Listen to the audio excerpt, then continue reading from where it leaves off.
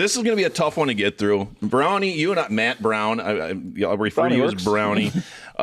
We've known each other 25, 30 years, somewhere in there. Went to college together.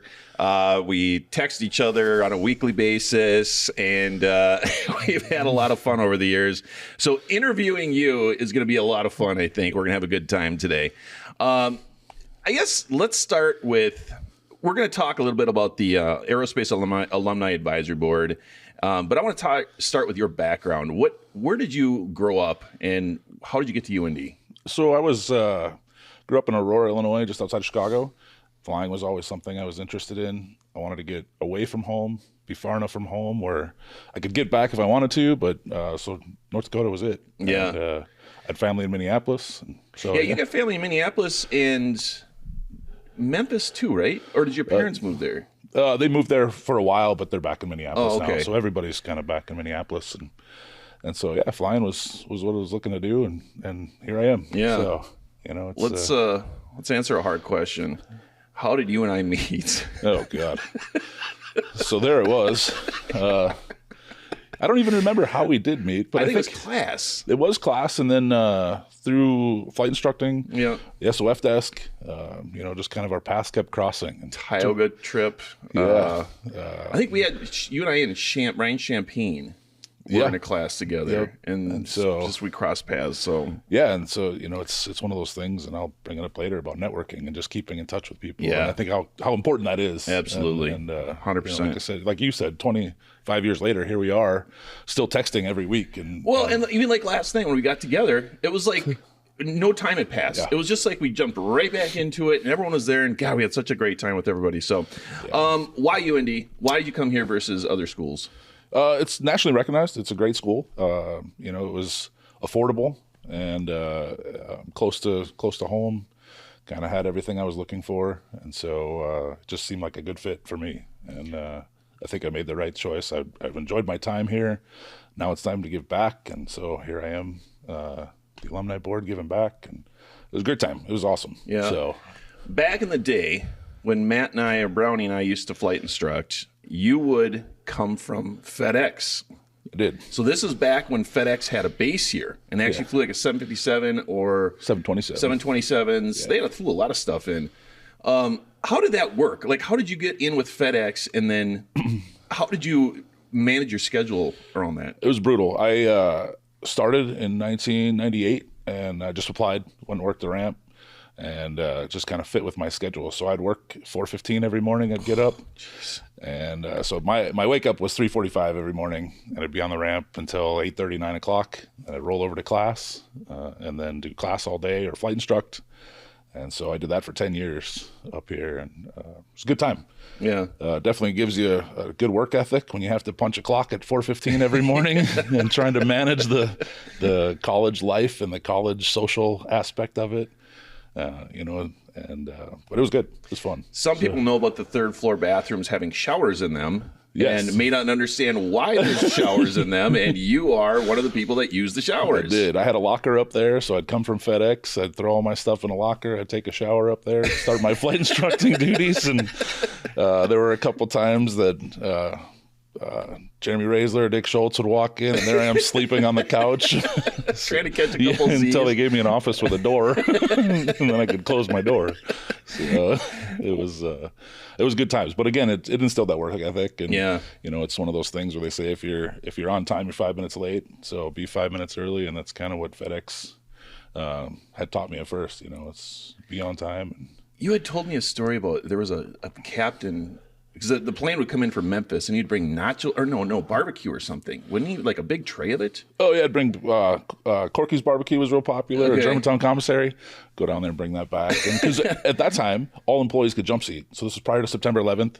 And so any employee at FedEx could jump seat. And so that was usually my ride home. Really? So a lot of times people would take Amtrak back to the cities or back to Chicago. I was fortunate enough I was able to jump seat on the 727 through Memphis back to Chicago. Yeah. So I was an intern at TWA in St. Louis, and it was actually cheaper for me to fly back to Minneapolis, eat dinner at my parents' place, do my laundry, and then fly back to St. Louis than it was to do it all down there. Oh, crazy. Yeah, right. So it was free. Yeah, it was free jump seats. So that was a good deal. It worked out really well. It was awesome. So what are some things at UND that help propel your career? And we're going to talk about where you're at and who you're with, but in a little bit here. But what at UND, like experiences, networking, any of that kind of stuff help propel? I would say networking is the biggest thing. And I always tell students too, is when you're networking, grab somebody's phone number and make sure to call them. Keep in touch with them like you and I keep in touch weekly. You know, it's one of those things that networking is huge. And that's probably the biggest thing that propelled my career. And as you know, from everybody that's been here and students and alumni, and everybody goes to every airline, there's so many people out there. So if you can network with people and say, hey, I want to get hired with this airline, you can reach out to somebody and they know somebody else. And that networking is huge. I would say that's probably the biggest thing that propelled my career, is just keeping in touch with everybody. And the networking too, what you have to be careful of is you don't want to be, I'm just going to say, a pest to that person, right? You don't want to just call and say, hey, how's it going? You know, blah, blah, blah. Make sure that you do a little homework and, you know, that they're using their time wisely and your time wisely, but stay in touch, you know, because you'll see that face somewhere down the line at an airport or something and you'll be like, hey, you know, and then you go and talk for 10, 15 minutes to that person. Yeah, absolutely. And you pass people in airports all the time. You can be in San Francisco and you're going to run into somebody from UND, or you could be in Florida and you'll pass or cross paths with somebody. So it's fantastic. The other thing I always recommend, especially to students, if you're looking for a letter of recommendation when you're networking, don't send a text message. Give them a call. Make that verbal communication. It just makes it a little more personal. It gives it a more personal touch. Yeah. So what's your path then that you took from UND to where you're currently at? And we'll get to that here. Flight instructor. So we both were product of September 11th, where furloughs happened, massive furloughs. You know, prior to that, the airlines were hiring with 600 total time. And people were getting out of here. And then September 11th happened, kind of shut everything down for 4 or 5 years. So stayed here flight instructing for 4 years, and then went to Endeavor, or Pinnacle Airlines at that time. And I spent 10 years there as a line check pilot, captain, sim instructor. From there, spent a little bit of time at JetBlue, and then on to United Airlines in 2014. So, and it's 2014. I know, it's crazy, isn't it? 12 years. So what are you on at United? So I fly the 777 out of San Francisco. Out of San Francisco. So yeah, it's my normal trips the last 6 months have been pretty much San Francisco, Brisbane, Auckland, Sydney. And then I just got back from Shanghai on Monday. And you and I were talking 2 nights ago when we went out, and you made the comment, you said, I could never do domestic flying anymore because you just love the international side so much. Yeah, it's great. It's not for everybody. There's a lot of late nights. Again, there comes the FedEx time of being low, not a lot of sleep. Sleeping on an airplane. If you can sleep on an airplane, you can do international flying. It's great. But the international flying is awesome. It's great to go travel, to go see other cultures, eat other food. You know, it's a good time. So how do you adjust before you go on? Like when you went, you literally just got back from Shanghai. Yeah. How do you adjust your clock? Like, how does that work? I try to stay on Vegas time. So I live in Las Vegas. I try to stay on Las Vegas time. So all the time. I try to as best I can. Yeah. So when it's 10, 11 o'clock in Vegas, then I just try to lay down and go to sleep until I wake up. And then, if it's 4 hours, 3 hours, 4 hours, catch a nap, and then just kind of stay on Vegas time. What it does when I get back, then I'm still on Vegas time. So I don't catch the jet lag as bad. Oh God, that's got to be a kind of an art to especially at the beginning. It's got to be tough. Yeah, it's a little bit just how to figure it out, and then you got to worry about, okay, am I the flying pilot? Am I the relief pilot? Do I need to show up tired? Do I need to show up rested? So there's a little, like you said, it's an art for sure. But before you get to the flight whether you're relief or you're pilot flying. For United, we do. Yeah. Okay. So we bid those positions, and so we know well ahead of time. What we're doing. So Brad Sechrist used to be the president of the Aerospace Alumni Advisory Board, and he's passed the torch on to you. Yes. So just give a brief overview, what is the Aerospace Alumni Advisory Board? So it's a group of volunteers that, for me, it's a way to give back. But the board, the idea behind the board is a way to connect industry with faculty and students. And so they have a way to reach out to people in the industry, and we have pilots, we have meteorologists, we have lawyers, we've got airport management. So all fields are pretty much covered on the advisory board, and it's a way to keep that connection with industry going. So, and I've used it in 480. I'll walk in to your meeting and ask a couple questions about, well, this is the way we're doing stuff, and we'll get a consensus of, well, this is how we do it in the airlines, and it's great because and that's the kind of stuff you should be using again, networking, Right. bouncing these kinds of things off. And I think that the advisory board actually had, I don't want to say input, but kind of said yay or nay on good choice on the Sims and, just different things that are taking place at UND. It's great to have more voices for sure saying yes or no. So now you guys are here today and you're meeting how long? We meet at 9 o'clock this morning, and then we go till about 1 o'clock in the afternoon. And just kind of, we bring in faculty that kind of give the updates on what happens at UND, what's new with the flight ops building and things like that.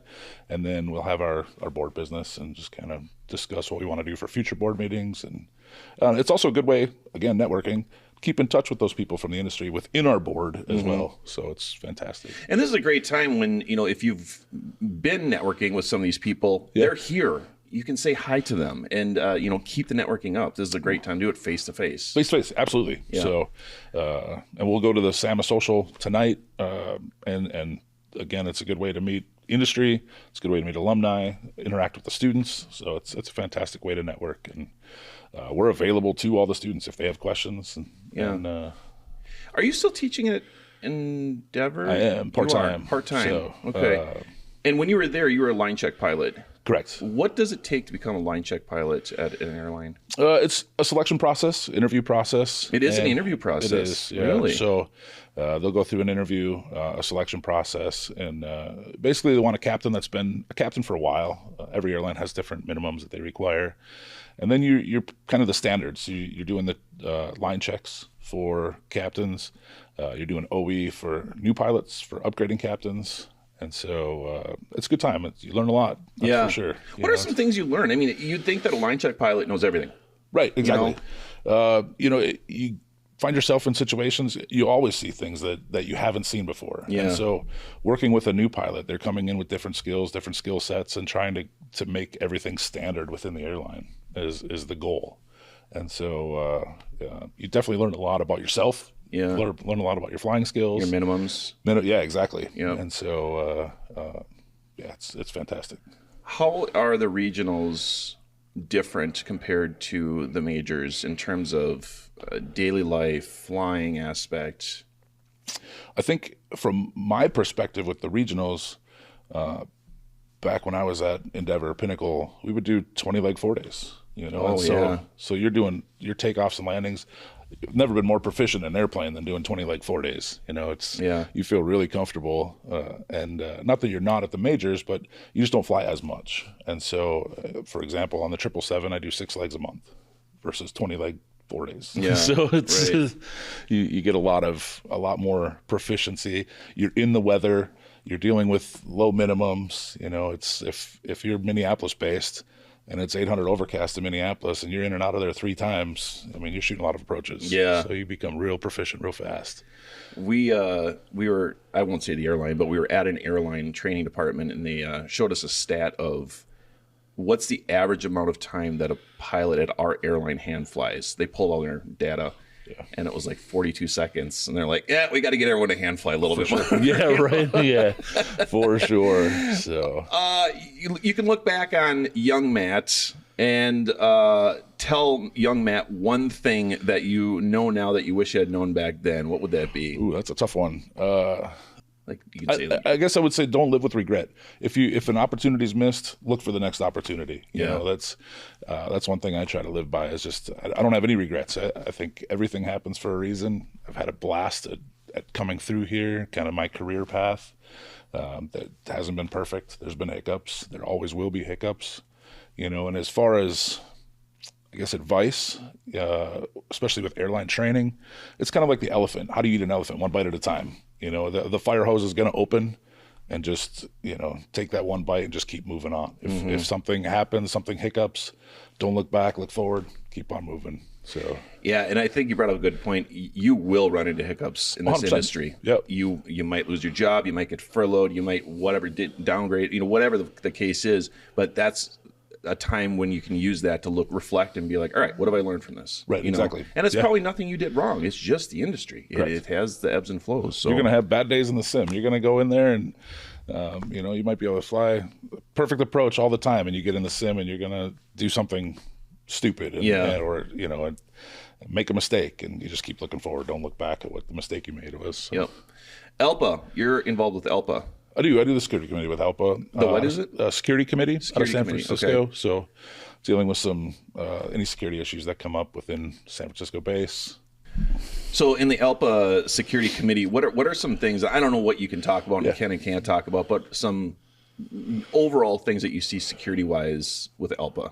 Okay, so we have humans are humans. They're going to make mistakes, and so we have pilots, flight attendants that pack things that aren't supposed to be in their bags. Mm-hmm. And so they'll get caught at security, kind of dealing with facilitating some of that.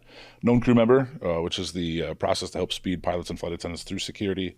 There are a lot of randoms going on where they can get randomly selected and issues with known crew member. So we kind of facilitate some of that, kind of a liaison between the airport, the airline, and the union on the pilot's perspective. So the known crew member, I'm guessing it's kind of like global entry or TSA pre-check. It's just kind of, you've been verified, but you do random checks once in a while. Correct. Right? Yeah. And it's that was joked. The random part of known crew member is actually making it through to known crew member. But it's just facilitating a lot of that. So, okay. And then staying apprised of, as United Airlines, we're a global airline. So we fly 6 continents, and as we know in the world today that things happen, and we had crews in Dubai when the Iran stuff kicked off, and so we had to transport them through Oman to get them out, or Tel Aviv. Tel Aviv has been another one, and what happens when you have a global incident happen? How do you get them out? How do you get a hold of the crews? Wow, so, there's a lot to it. That. Yeah, there is. So, and where are you going from here? You gonna upgrade? Do you think? Yeah, eventually. I'll when my seniority number can hold it on the 777 or the 78, I'll probably do that. Mm-hmm. And but for now, the schedule's been good. Like I said, I fly 9-10 days a month, and just it's great. Living the great life. Yeah. Matt Brown, Brownie as you're known. Great interview. I'm glad we made it through okay. Yeah, right. Thanks for coming in and talking to us. Yeah, absolutely. No, it's fun. It's great to see you as always, and I'm glad to be back and have the ability to be back. So, all right. Good to see you.